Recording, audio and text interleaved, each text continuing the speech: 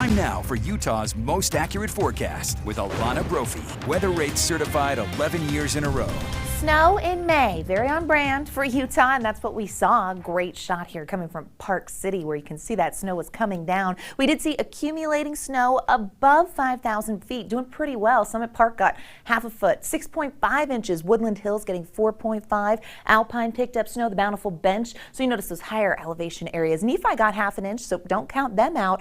And we know that that moisture, much needed, filled in quickly. That snow level dipped with that cooler air. Northwesterly flow does not mess around, and it's in control right now. It was a bit of a biting wind last night. We're tracking that wet weather. We still have strong winds in portions of the state. Cooler temperatures have settled in.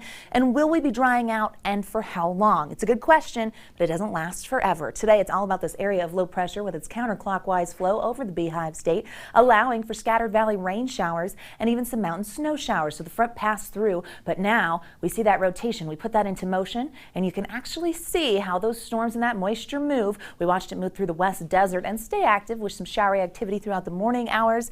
Now that we've got sunshine out there, we could see some storm development, something we're keeping an eye on as we go pinpoint throughout Utah County towards Payson and Provo. Some echoes of moisture and just a little popcorn out there. Quiet for the moment, and it could stay that way. I do think central Utah will see some storms as we get through the next several hours. I'll show you on the Futurecast. 50 degrees right now in Salt Lake, falling into the 40s. It is going to be a chilly overnight statewide. Temperatures dropping to the upper 30s and low 40s along the Wasatch Front. And it's May. I know the warmth, a lot of people are waiting on it, but we're okay with this cooler system and the wet weather coming in. We're actually really a fan of it. We do have a wind advisory in effect for the Four Corners area. Heads up there, that will hold until 9 p.m. Gusty conditions down there in southern Utah. Futurecast shows us where that moisture's headed. So as we make it into the evening hours, pushes into central Utah, and we do see the possibility of showers into Willa County and Salt Lake County.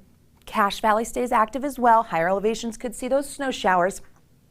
And we watch as that moisture kind of pushes and tracks east as we get closer to the 11 p.m. hour. Eastern Utah will get some rain out of this, and we still see a few clusters unsettled and the chance of active skies through the early morning hours. We get another little disturbance that comes through, and that does bring snow to the Uintas.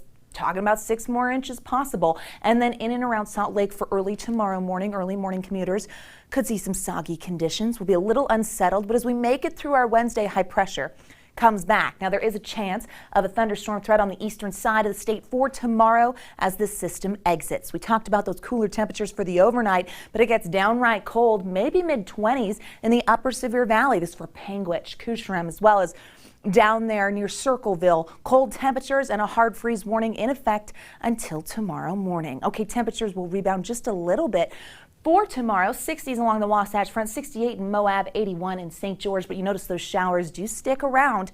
They're not going just yet. By the middle of the day, we'll start to clear things out and dry things out. 90s on deck for St. George, with winds being the big ticket item in southern Utah. The 70s show up by the end of the weekend as another system will impact the state. We'll stay dry down south, but wet weather will be there as we make it through our weekend and into next week for the Wasatch Front. Temperatures tumble to the 50s.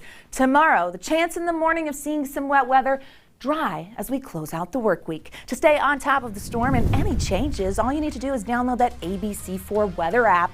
It's easy to do. You take a picture of the QR code you see on your screen right there, takes you to the App Store. You can download for free. That way we can be there for you.